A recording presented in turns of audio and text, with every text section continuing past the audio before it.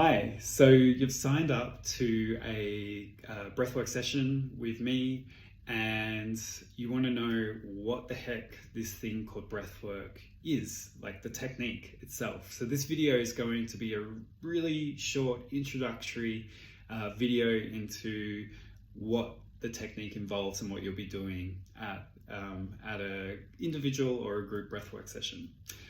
So the technique that we use, or that I'll be using with you, is called conscious connected breathing. So conscious connected breathing is pretty self-explanatory. You're going to be breathing, you're going to be conscious of it, and you're going to be connecting it. So that's sort of the technique in a nutshell. But there's 5 key parts that I'm going to talk you through now, and I'm going to suggest that you explore it with me and try to experience it. To get a sense of what it is.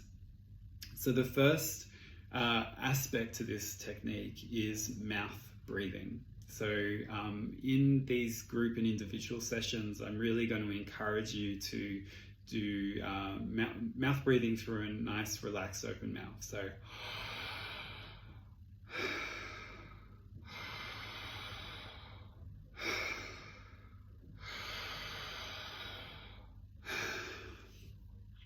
a common question, actually probably one of the most asked questions that people have, is like, why the mouth?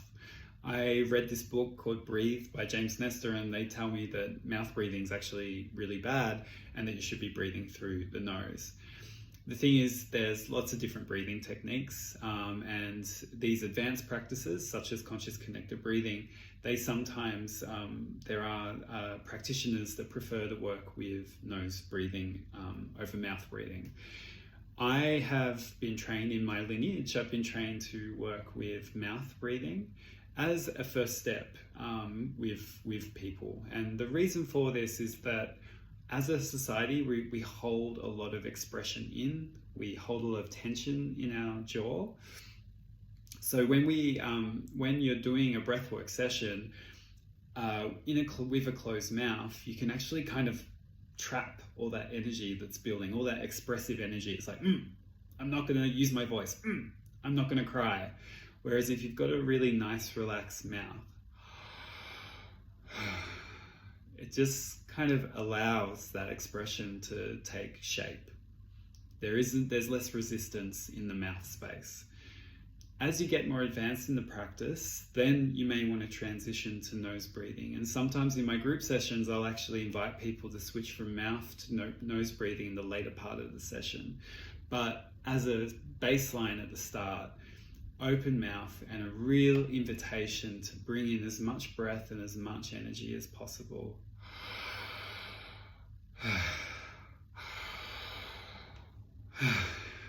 So that's step 1.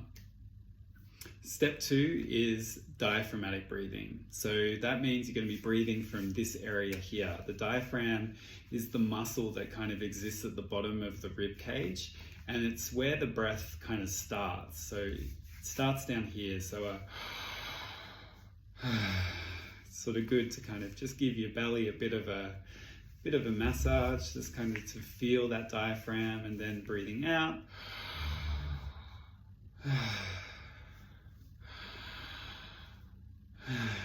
So really opening up the breath from the belly at the start.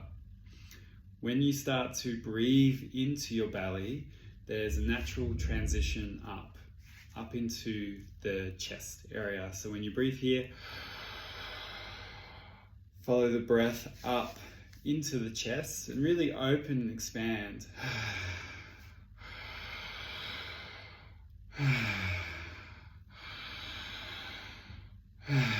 So you're really opening up this core area here, and then opening up this chest area here. I like to say that when you're breathing into your belly, you're accessing core intelligence, your power, that belly intelligence. Some people say this is like the area of memory, like really accessing that memory as part of the body. And then you're breathing up into the chest, into the heart. And obviously the heart is associated with the emotional center of the body. So you're breathing into your power, your core, and then you're breathing into your heart space, your emotional center. So you're activating these 2 parts. So that's the second most important part of this technique. The third, and I kind of speak to it in this sense, is you're breathing 20% more than you usually would. So you're taking in 20% more breath, more energy into the body. And that 20% is really naturally done when you breathe into the diaphragm and up into the chest. So a normal breath is just something like that. There's really not much to it, but when you're breathing 20% more, you're really taking that breath, filling up the body with the breath as much as possible.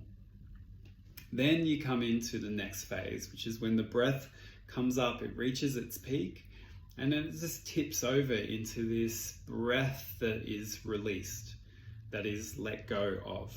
So breathing into the belly, up into the chest, letting go.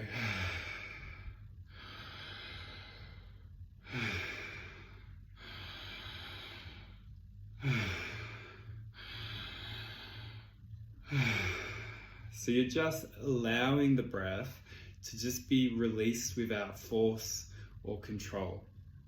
Now, even though I was trying to demonstrate that then, it can take a while for the body and the breath to kind of really come into that place of relaxation.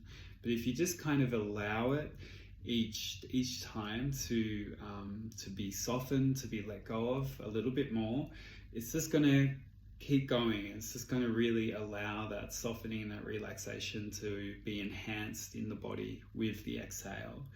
What you don't want to do is really force the exhale out or control the exhale. So a forced exhale might be something like this.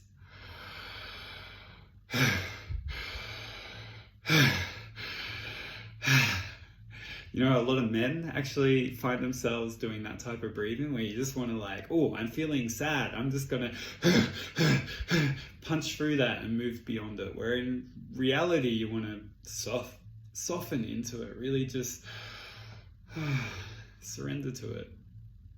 The other kind of approach people might have when they don't want to let go, when they don't want to soften into a feeling or experience, is they'll try control it, and they might control that through holding their breath. So, no, I'm not feeling that. The other one is to control the exhale. So sort of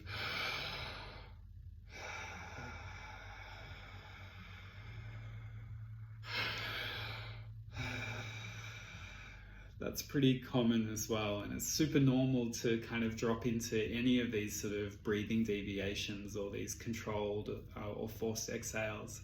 But in this breathing technique, we're really encouraging you to breathe deeply and let go.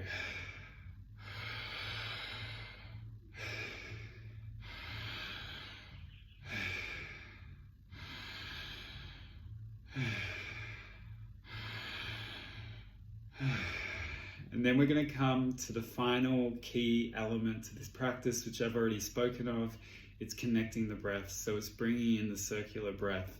So you're allowing the breath to rise up, to be released without force and control. And then before you fully exhale, you bring the breath back in, roll it around, drop it, bring it back in, roll it around, drop it, and just keep going and going and going and going. So this is circular breathing. So it looks something like this.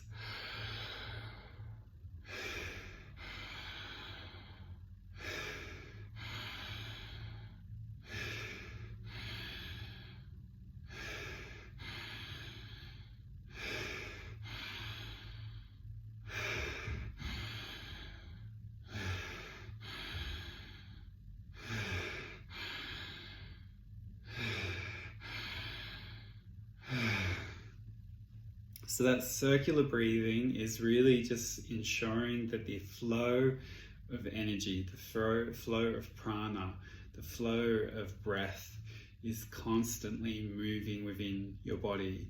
And that in itself really amplifies your experience and actually allows that movement of your energy body, the movement of your experience to be constantly taking place.